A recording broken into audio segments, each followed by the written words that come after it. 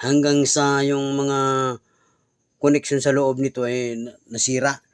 Dito sa kabila, dito sa kabilang dulo ay may lock din yan.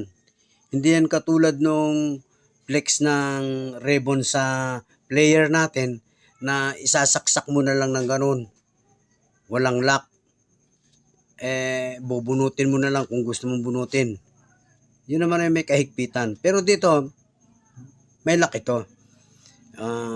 Tuturo ko sa mga batang technician na para sa inyo ito, para hindi kayo makasira ng inyong ginagawa. Unang-una yung gagawin dito ay hanapin yung yun o, pipindutin yung lock na yan. Dalawa yan, meron din dito sa kabila na nawala na. Ang pagbunot, katulad nito, yan o, ganyan ang paghawak yan o. Pipigain mo yun, yun, bunot na.